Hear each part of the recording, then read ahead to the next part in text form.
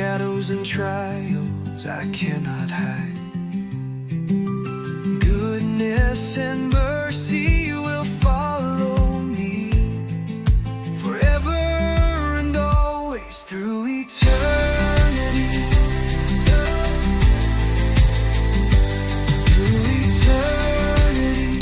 Purihin ang ating Panginoon, pagpalain tayo ng Diyos. Welcome sa ating pag-aaral sa Kanyang mga salita at nandito tayo sa ating pagtalakay sa 5 crowns na kung saan ay reward sa atin. And this time ay tayo ay mag-aaral ng subject na naman na kung saan ay sa pangatlong pagkakataon ay may pamagat na crown of life. Ito yung ating tatalakayin ngayon. Dalawa ang ating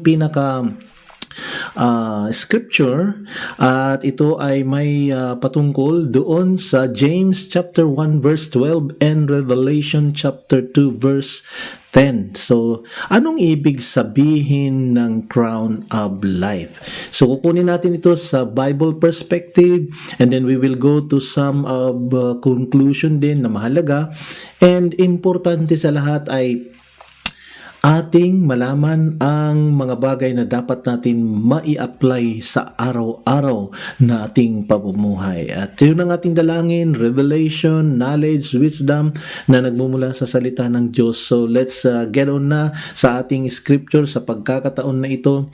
At kung kayo ay nariyan at kayo ay nag-aaral ng salita ng Diyos, pwede kayong mag-like, pwede kayo sumang-ayon, mag-comment, at pwede ring tanong. Baka pag nabasa ko naman ay akin din sasagutin iyan. Okay, so handa na ba kayo para sa topic ng The Crown of Life? Isa sa mga 5 crown na kung saan ay reward or kaloob, gantimpala ng ating Panginoon. So basahin natin, una sa lahat ay atin munang i-remind ang bawat isa na mayroon tayong pinag-aaralan. Tapos na tayo sa imperishable crown and crown of rejoicing, crown of righteousness, at nasa crown of life na tayo, and then yung pinaka-last ay crown of glory. So let's read the Word of God, dalawang scripture.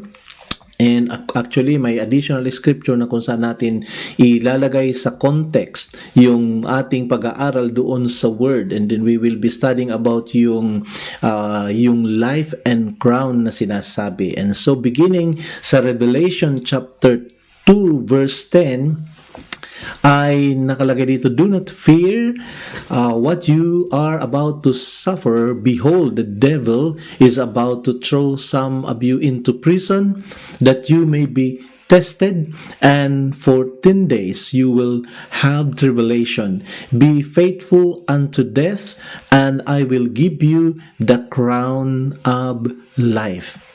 So, yan ngayon, and then babasahin pa natin yung isa na kung saan ay sa James chapter 1 verse 12, and then we will go back doon sa scripture and magbibigay tayo ng ating pag-i-expound doon sa mga importanteng words na para nang sa ganun lalo nating maintindihan. Now, as dito sa James, ang sabi ay, "Blessed is the man who remains steadfast under trial, for when he is stood to the test, he will receive the crown of life, which God has promised to those who love Him." Let's go back now doon sa Revelation. Ang sabi, "Do not fear." So, mayroon ditong instruction, walang matatakot, huwag kayong matakot what you are about to suffer. So, mayroon suffering dito na mangyayari. At binanggit dito na the devil is about to throw some of you into prison. So basically, hindi ito yung evil or devil na spirit, kundi ito yung demonic and evil ways ng tao na kung saan kayo ay dadalhin, kayo ay itatapon, ikukulong kayo. So mayroon imprisonment na mangyayari. And sabi doon that you may be tested. So mayroon malaking reason. Mabigat yung testing dahil mapupunta sa prison. Pero ang lahat ng ito ay testing, and then for 10 days, you will have tribulation. Grabing hirap ang inyong dadanin for 10 days. Sinasabi dito. So, ang gusto ko lang nabigyan natin ng pansin yung mga word na tribulation at saka yung salitang be faithful na sinasabi unto death. So, maging tapat, walang magbabackslide, walang uurong hanggang kamatayan. Talagang mabigat yung nire-require doon sa mga pinatutungkulan ng sulat na ito. So, it could be na ito ay in the future or kaya ito'y nangyayari na. But then definitely, ito yung instruction kung kanino man naka-address ang bagay na ito. And then yes, that is also applicable sa time natin na sa ating suffering in Christ. At may mga ganyan na mga suffering na dinadaanan ang mga mananampalataya kay Kristo or naniniwala sa gospel, at yung iba naman ay normal lang na mga suffering, yung iba naman ay life and death. Pero ang sinasabi dito, be faithful unto death and I will give you the crown of life. So, maliwanag na may mga trials na mangyayari, and then may gantimpala sa mga grabing pagtitiis na abutin. Now, dito naman sa James ay blessed, mapalad ang taong nananatiling matatag sa ilalim ng mga pagsubok. Kaya ang sabi doon, steadfast, remain steadfast under trial. Now, sa portion na ito, kaya binalikan natin and then we'll go back again because mayroon tayong mga word na i-considered para sa ganun maintindihan natin leading doon sa ating explanation ng crown of life. So, ngayon, okay, maintain tayo doon sa ating pinaka PowerPoint. Ang sabi doon sa New Living Translation, ang binabanggit doon ay notice natin yung patiently endure testing and temptation. And then in New International NIV, New International Version, ang nakalagay doon, perseveres under trial. And the same thing, you will receive crown of life. And then, the next word is ginamit yung endures temptation sa New King James Version naman. And in the same thing, you will receive the crown of life. Now, bali, lumalabas ang words na ilagay sa translation ay mapapansin natin ay yung steadfast, perseveres, at saka yung endures. Hindi na natin sinama dito yung patiently or patiently. Madaling intindihin, but itong mga word na ito ay bihira nating gamitin, lalo na itong 1 and 2. So dahil dyan ay pag-aaralan ngayon natin na ang ibig sabihin nito, aking medyo ni-research yung pinakakahulugan, more or less, malapit and biblical na meaning pag binabanggit yung steadfast. Okay, so may kanta, the steadfast love of the Lord never ceases. They are new every morning. Okay, paborito kong kanta yon. And so dito ay makikita natin ano ang kahulugan ng steadfast. Ang nakalagay dito ay it is firm, being firm, unwavering in faith. Importante, ang ibig sabihin ng unwavering, hindi pa palit-palit, pabago-bago, hindi nagwi-waver, hindi siya gumigewang-gewang. Yun ang magandang Tagalog noon, gumigewang, unwavering. So, wave. Alright, so loyalty, na ibig sabihin ng steadfast, loyal, and yung firm devotion to God. So, nandun tayo sa meaning ng steadfast. And then it means that it carries the sense of being rooted, kasi kung hindi ka nagwawabol at ikaw ay constant at not easily moved, kagaya ng sinasabi ng 1 Corinthians 15:56, be steadfast, be immovable, na sinasabi, at ito'y inuutos sa mga lingkod ng Diyos na hindi natitinag at kung saan ay tapat at tuloy-tuloy na paglilingkod sa gitna ng mga opposition na sinasabi. So, ang tanong natin ay ganito, kayo ba ay may pagsubok? Lahat ng tayo may pagsubok. Di na kailangan itanong, okay? Maraming pagsubok, may material, may financial, may emotional na sa emotion natin, mga iniisip natin, mga alalahanin natin, ayan ay mga nagbibigay kabigatan at in a way, ang interpretation at ating paniniwala, ito ay isang pagsusubok. Okay, isang pagsubok ng ating katatagan.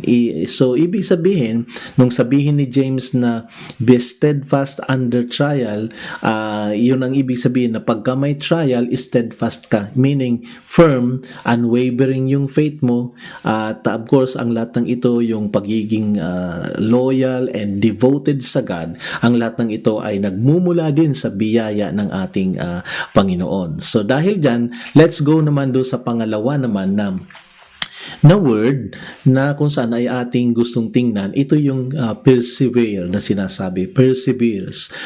Sabi doon ay it means to continue faithfully through trials. So, hindi umistop, may trial, pero continuous siya at saka faithful siya kahit matindi yung pagsusubok. So, continuous siya, faithful, through trials at through hardship at saka yung sinasabing or delay without giving up. Okay, walang pag-give up siya.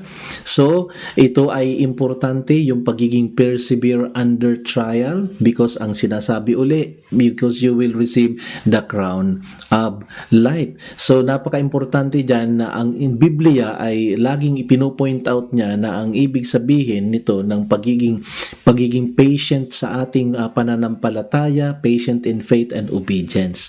So, hindi pwedeng alisin ang obedience sa ating Christian life. Hindi pwede tayo mawala at alisin ang faith, pero dapat tayo ay pasensyosa na may nagpi-persevere tayo, nagko-continue tayo. Ibig sabihin ng persevere, nagtutuloy-tuloy kasi mayroon opposing pero sige lang, tuloy pa rin. Continually ay hindi siya humihinto o umaatras. So yan ang ibig sabihin. Kaya sinasabi ng Bible sa James na ating binasa na the one who perseveres under trial, ang kalalabasan ay tayo ay magkakaroon ng crown of life. Later on, maintindihan natin ang ibig sabihin ng crown of life. And then yung pangatlo, yung endures. So enduring or endures na sinasabi. Now, it means to remain strong and faithful. Ayan, naku, grabe. Matatag, malakas. Paano magiging malakas kung nangihina na sa trials? Diba? Pwede rin na tayo ay lumakas kahit tayo ay may trials, malakas pa rin sapagkat pinili nating lumakas at tayo ay sinusuplayan ng kalakasan ng ating Panginoon. Iba talaga yung pagka mayroon kang Panginoon sa buhay mo. Kasi hindi ka lubusang nananakdown. Pwedeng medyo nauuga, nasishaken, but totally washed out na sinasabi. So bakit? Sapagkat iba yung lakas ng Diyos, ng Holy Spirit sa ating mga buhay dahil sa ating pananampalataya sa Kanya. So we remain strong and sinasabing faithful kahit na may mga suffering, opposition, that's the word, or difficulties. Nakaka-relate na ba kayo sa mga sandaling ito na mayroon mga opposition ang buhay ninyo? Minsan yung katawan natin, yung physical natin, yung health natin ay opposed na sa atin. It means na kahit gusto nating mag-jogging, tumakbo ng ganito kabilis, parang ayaw na dahil medyo nagka-catch up na yung edad at saka hindi na ganun bilis kagaya dati. So yun ang ibig sabihin na may mga bagay na nasa isip mo pero hindi na parang may opposer na. So how much more kung mayroon kang pangarap, mayroon kang mga proyekto, mayroon kang gustong bubilhin pero nahahadlangan ng iyong kakayanan. Yun, pinag-iipunan para mawala yung hadlang. Alright, so more pa na kung minsan may mga opposers sa trabaho or ginagamit ang kalaban upang tayo ay malagay sa area na may suffering tayo, and because yung opposition ay napaka-severe, and then may kasama pang atrocities na paninira, kaya pwedeng ganun verbally, at pwede naman yung mayroong kalakip na parang threat o kaya yung physical harm na sinasabi, mahihirap ang mga bagay na ito, at lalo na kung ang lahat ng ito ay dahil sa iyong pananampalataya. Or well, in fact, may mga taong nandyan din na maraming opposition dahil nandun sila sa area na kung saan ay vulnerable sila or nagki-create ng mga ganitong bagay, and kahit wala silang relasyon kay Lord o malalim na relasyon kay Lord, hindi nila matatakasan ang mga oppositions and difficulties in life. So better to have God in your life, and then when you face those trials, whatever it is, whatever level, then ang God naman ay maasahan natin na siyang magkukumport, siyang magre-redirect or mag-guide po sa atin. So naintindihan natin yan. So yung tatlong iyon ay balikan natin. Okay, mayroon ba kayo nito? Mayroon ba kayo nito? And then, hindi tayo makakatakas sa tatlong ito. We are obliged, or sabihin natin, we are obligated, yun ang tamang word, na tayo ay maging steadfast, maging persevere, at mag-endure tayo sa ating dinadaanan bilang isang Kristiyano, disciple, bilang lingkod ng Panginoon. Kailangan tayo ay mayroon nitong tatlo: steadfast, persevere, and endurance, or pag-endure. Okay, now dahil dyan ay intindihin ngayon natin yung sinasabing crown of life. Tandaan natin. Now, para maintindihan natin ang crown of life ay hindi natin may iwasan kasi mayroon dun word na life. And then we can connect this dito sa matinding pangako na minsan hindi masyadong naiintindihan ng husto. Pero I hope ngayon ay by the grace of God maintindihan natin. John 10:10. Ito ay napaka-explicit na statement ng ating Panginoon. Basahin natin. The thief cometh only to steal and kill and destroy. I came that they may have life and have it in abundance, or have it abundantly. Nako, napansin nyo ba? So, pansinin nyo yung word na that they may have life. Samantalang ang enemy, ang nakalagay doon ay the enemy comes to steal, to kill, and destroy. Pero ang sabi ng Panginoon, ako'y naparoon, I have come that they may have life, na magkakaroon sila ng buhay. Life. Okay, Tagalog naman yun madaling intindihin. Pero yung word na abundantly ay medyo hindi tayo masyadong sanay sa word na ito. Bihira natin itong ginagamit sa pakikipag-usap. Pero ang ibig sabihin sa katumbas na Tagalog ng abundantly more na translation ay yung napakaganda. Ito yung memoryado ko kasi paborito isa sa mga paboritong scripture ito, na ang sabi doon, naparito ang kaaway. So memoryado ko, naparito ang kaaway upang magnakaw, pumatay at magwasak, subalit ako'y naparito upang magkaroon kayo ng buhay na ganap at kasiyasiya. Yun ang magandang translation, buhay na ganap at kasiyasiya. Yun ang aking pagkakamemorya.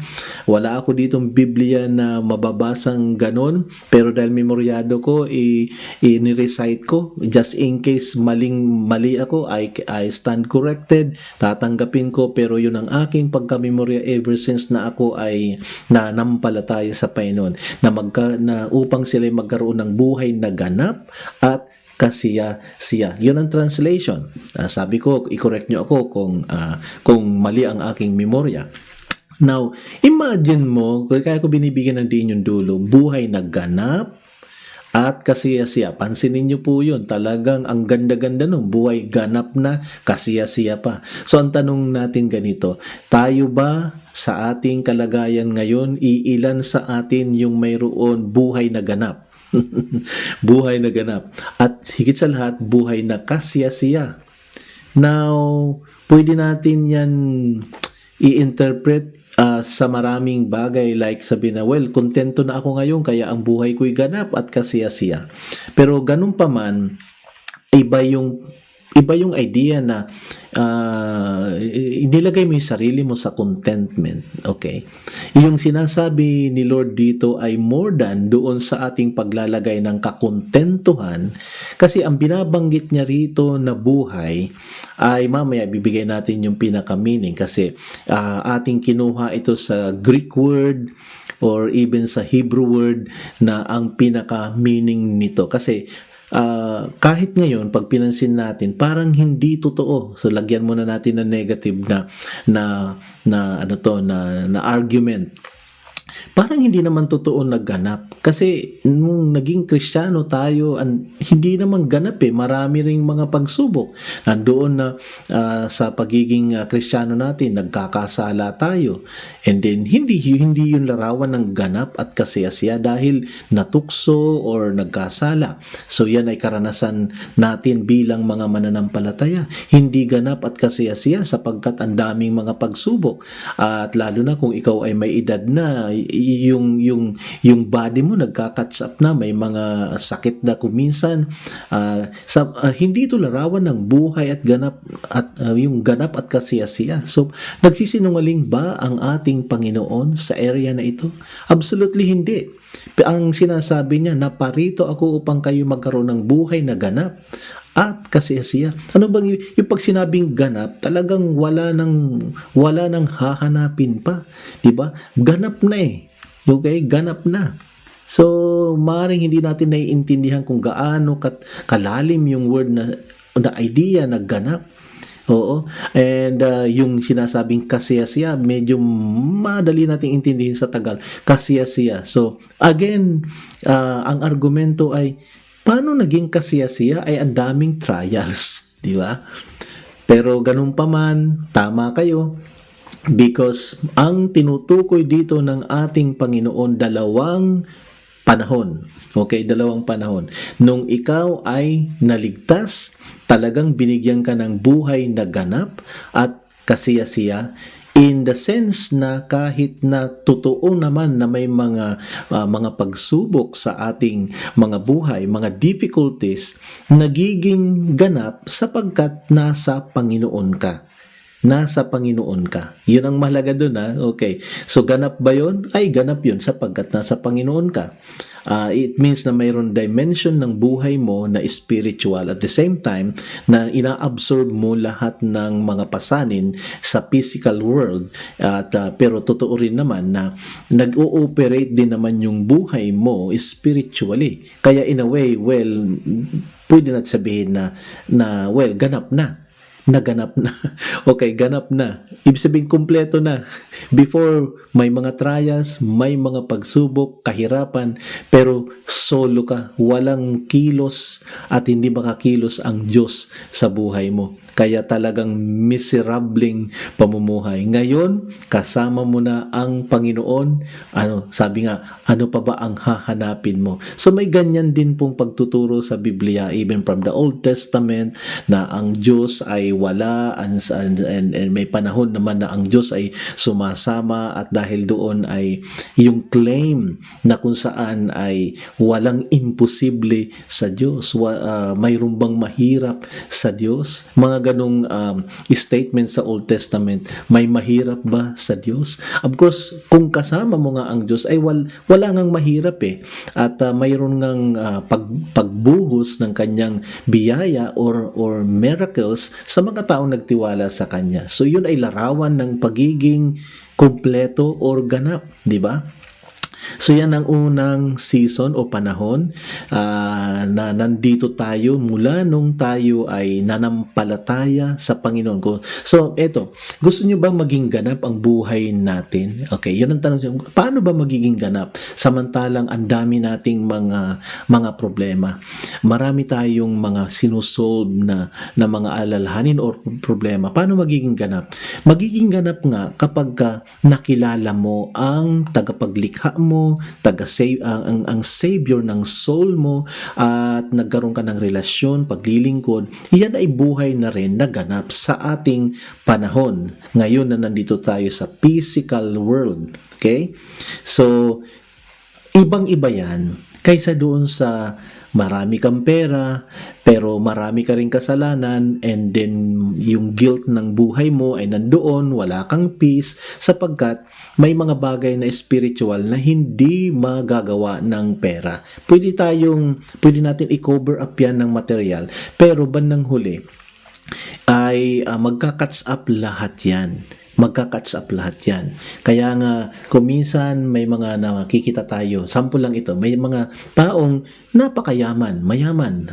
And then, bandang huli, ay yes, in-enjoy naman nila, pero bandang huli, magka-catch up pa rin na doon sa dulo ng kanilang buhay na kung saan ay last na kanilang paghinga or last breath nila, ay doon, paano magiging ganap yun? Yung moment na yun, kung ilang segundo na lang or minuto na lang na nabubuhay siya, paano magiging ganap ang buhay niya kung missing ang Diyos? Okay? So, sa mahabang panahon, parang kumpleto ang buhay niya at nasusunod ang kanyang gusto at mga luho dahil sa pera. Pero bandang huli, ang buhay niya ay hindi ganap dahil may isa na missing. At yun ang panahon na kung saan ay magka-catch up lahat na haharapin niya ang sinasabing judgment ng kanyang buhay. So, iwasan niya ng mahabang panahon. Pagdating ng time, haharapin din niya yung idea na ano kaya? May judgment kaya? May paghahukom kaya? Paano na kaya ako kung totoong mayroon eternal life?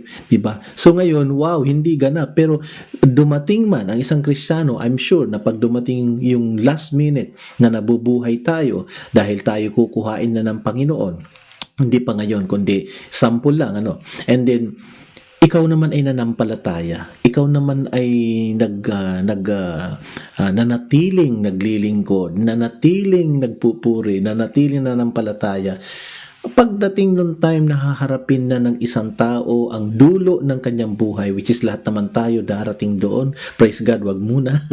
Di ba? Pero, yun nga, kasi it sounds scary, yung bagay na yun. Pero, bandang huli, yes, ang taong nakabasa, nanampalataya, pero nanatili siya, mayroon siyang hope na Lord sa aking pagkawala, sa huling sandali ng aking buhay. Panginoon, pinaniniwalaan ko ang mga pangako mo. So dahil doon ay may payapa na pagtawid o pagpapahintulot, kaya masasabi natin, wala nang hahanapin pa, ganap na, nawala man lahat, pero dahil ang Panginoon ang siyang nakasama, siya na ang bahala doon sa pagtawid sa kabila. At kung ang mga pangako niya ay halimbawa yung idea na totoo ba yun o hindi, well, kung totoo, tagumpay na, ganap na talaga. So ngayon, ang pinag-uusapan natin, yung sinasabing ni Lord na magkakaroon kayo ng buhay na ganap at kasaya-siya, that you may have life and have it abundantly. Imposible na iyan ay perfect in our time ngayon. Although iyan ay fully realized, iyan ay ang tawag diyan ay first part ng realization. Yung pinaka-fully realization nung abundantly ay hindi dito sa lupa o sa physical world.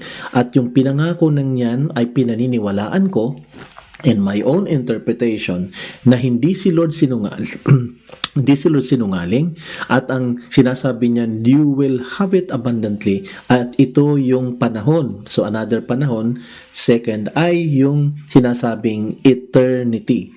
Ito yung heavenly na setting ng ating existence.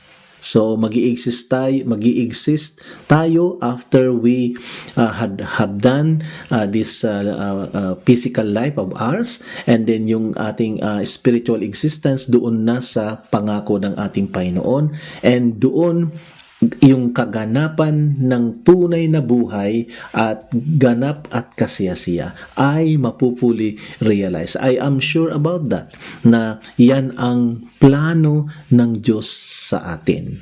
Yan ang kanyang grand design. Yan ang kanyang iniisip. Yan ang kanyang hangarin sa atin. Okay? At dahil dyan ay pag-aralan ngayon natin yung life na sinasabi at yung word na abundant. Okay? Tingnan natin.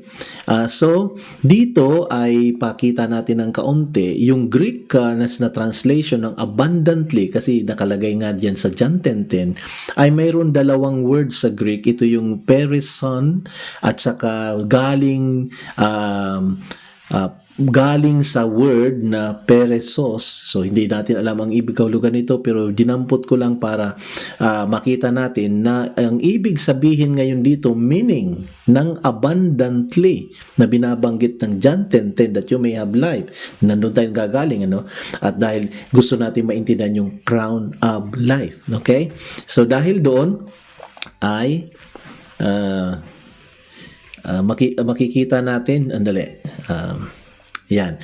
Meaning, abundantly, exceedingly, yun ang meaning. So, exceedingly, sobra-sobra talagang umaapaw. At ito ay sinasabing beyond. Okay, beyond. Okay, dali ha.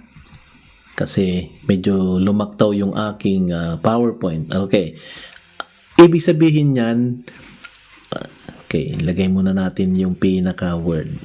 Okay. So, I'm just checking kung ano. Okay, yan.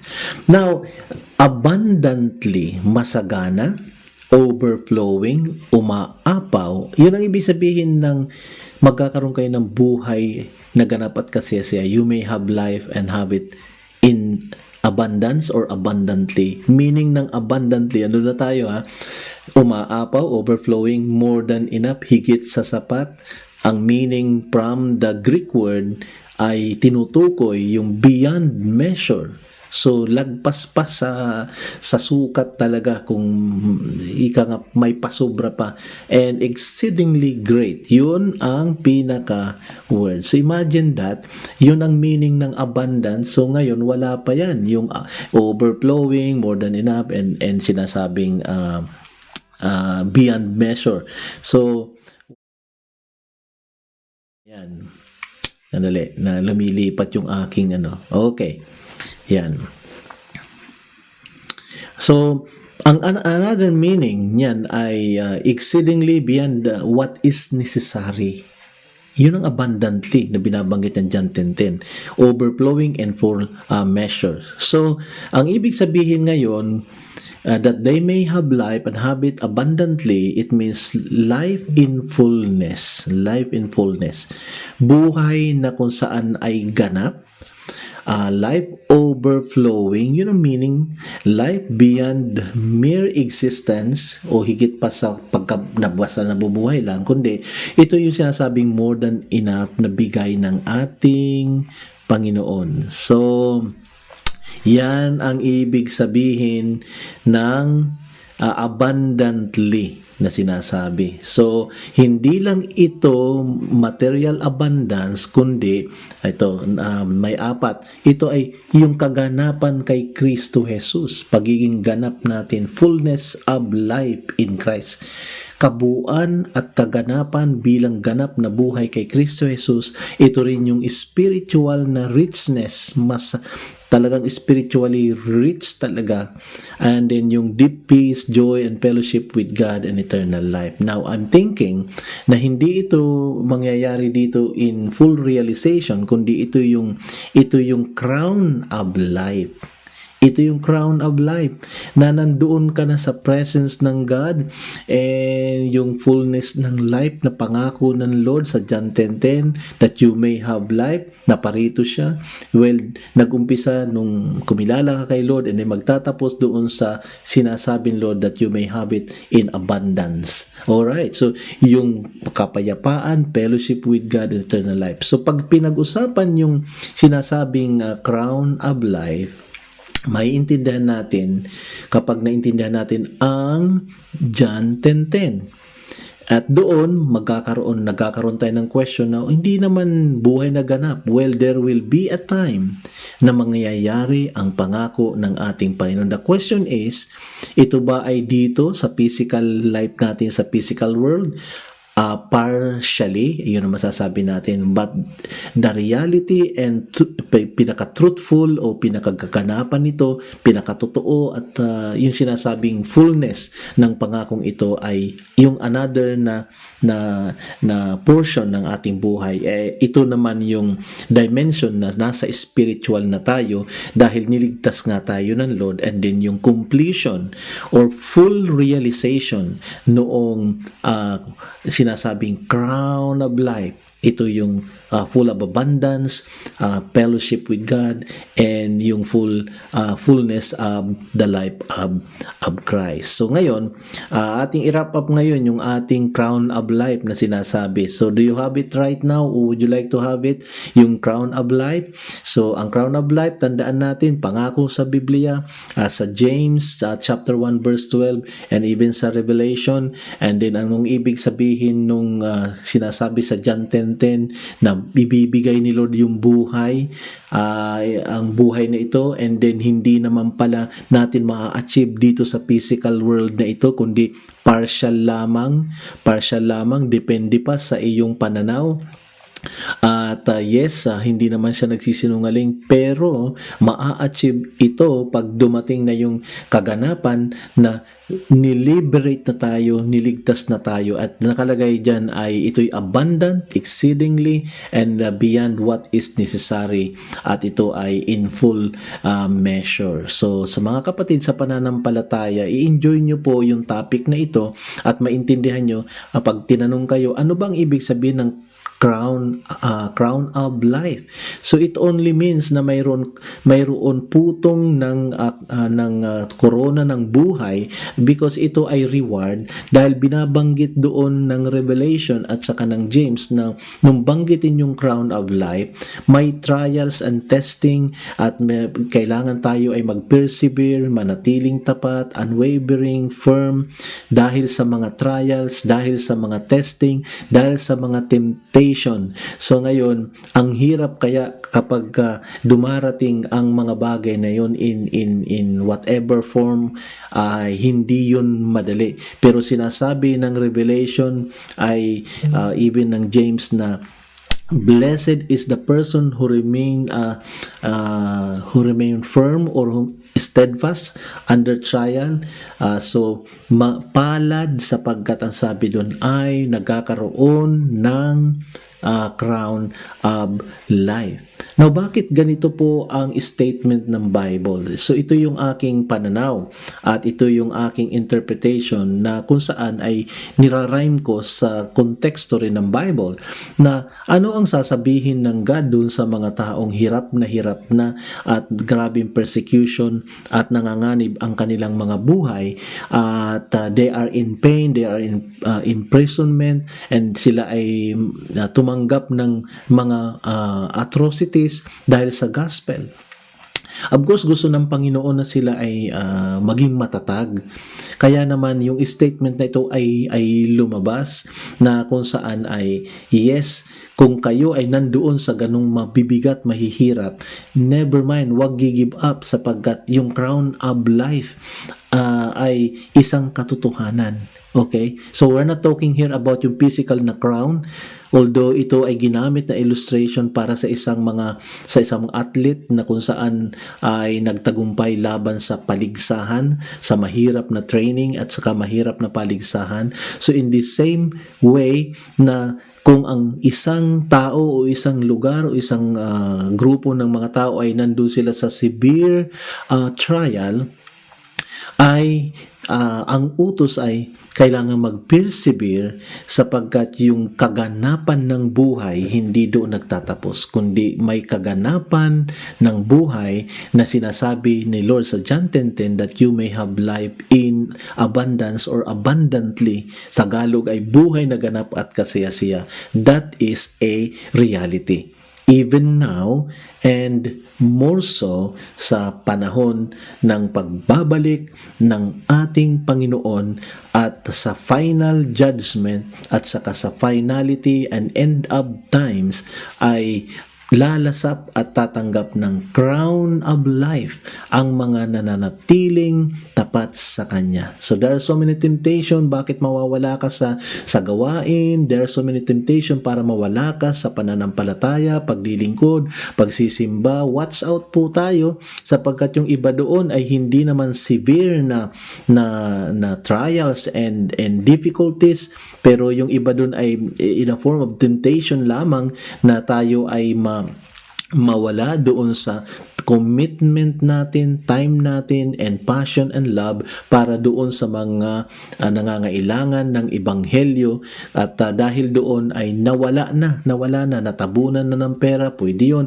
natabunan na ng trabaho, pwede rin yun, and then ang stake ay yung life in abundance na sinasabi ng ating Panginoon dito sa panahon natin, physical world, at saka yung darating na buhay na walang hanggang eternal life. So I hope na naintindihan natin ang pagtalakay ng Crown of Life at sa inyong lahat na nakinig at nag-aaral, nagninilay, pagpalain kayo ng ating Panginoon. Naway ang ating mga daing panalangin at mga visions in life natin ay bigyan katuparan ng ating Panginoon para din sa kanyang kaluwalhatian ng kanyang pangalan. Sa inyong lahat, again, nagpapasalamat tayo, Pastor Arlitz Rona, from Gospel 24/7. Sa inyong lahat, God bless you all. Goodness and mercy.